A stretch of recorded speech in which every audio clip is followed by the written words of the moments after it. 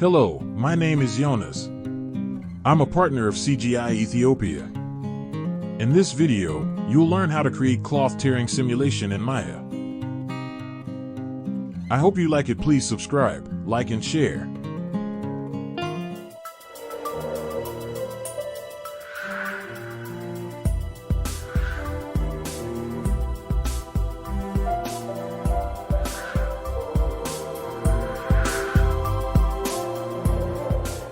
First, download this project file. You will find the download link in the description below.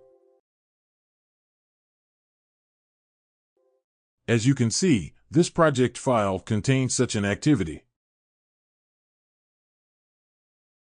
This activity should change the playback speed to play every frame. Also, change the frame rate to 30 frames per second. Next, let's start making the header. Create playing by holding Shift plus right click. Press R and adjust the scale. Set the scale X, Y, Z value to 200. Next, set the rotate X value to -90. Adjust the plane position by pressing W.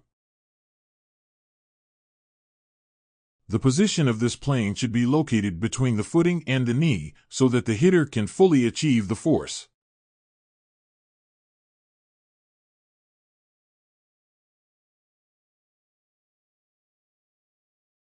Then press T and set subdivisions width value to 60, subdivisions height value to 60.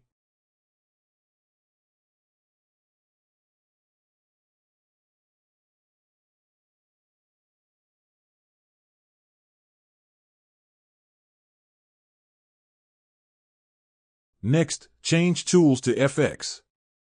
Then select Plane and create nCloth under nCloth.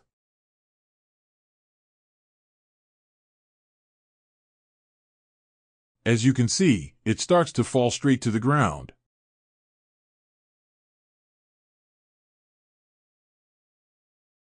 Next, by selecting this foot, let's make it affect the plane when it hits.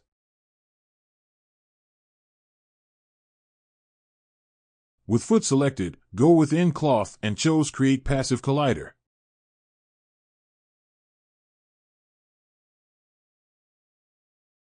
As you can see, it has made such a difference when it hits now.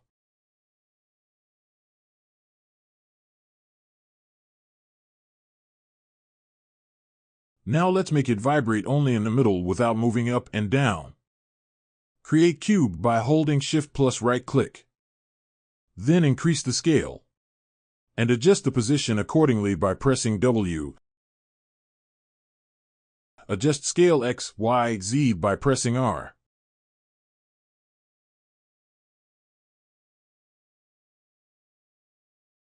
Next, press Ctrl plus D, duplicate it, then move it up by pressing W.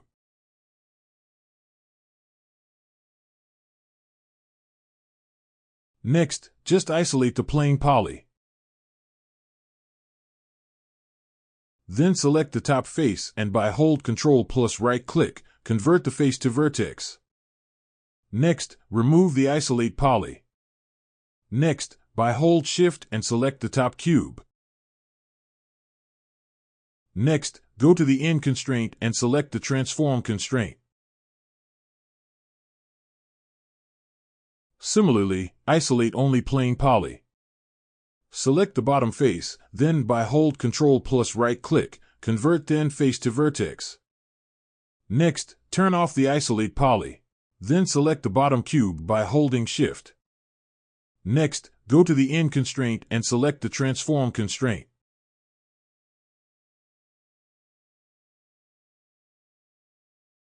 As you can see, now the top and bottom of the cube are glued. It only vibrates in the middle.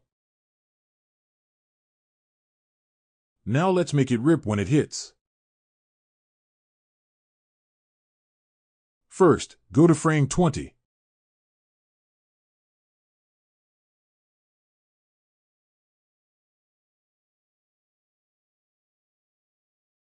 This frame is the frame where the power of the artist returns.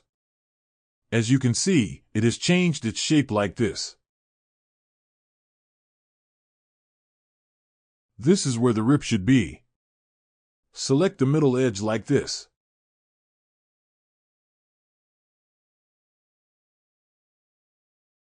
As you can see, the center edge is selected.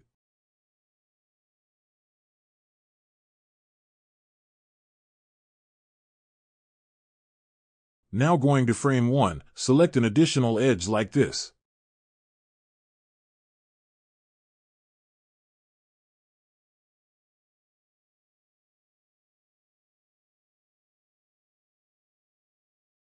Next, going with the end constraint, select then treatable surface.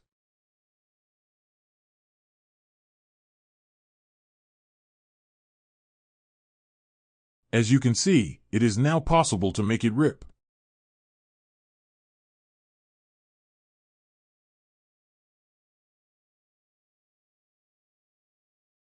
By selecting this dynamic constraint and going with attribute, you can control the rip surface. As the glue strength value increases, rip resistance increases.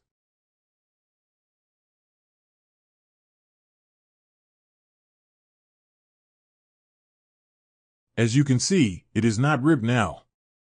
As the glue strength value decreases, rip capacity increases.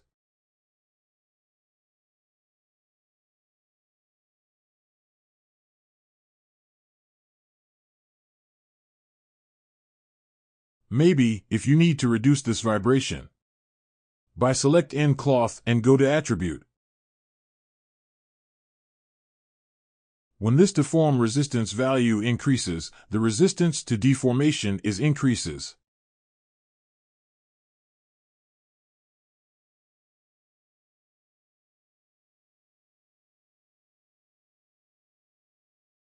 As value decreases, the deformation becomes larger.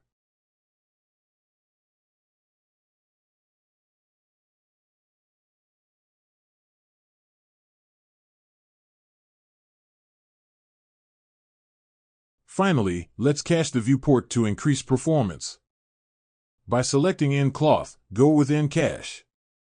Under Create New Cache, select nObject.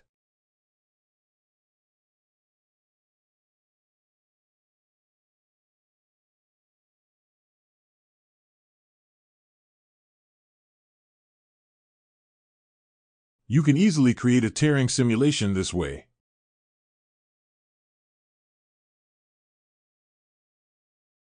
I hope this tutorial has been helpful.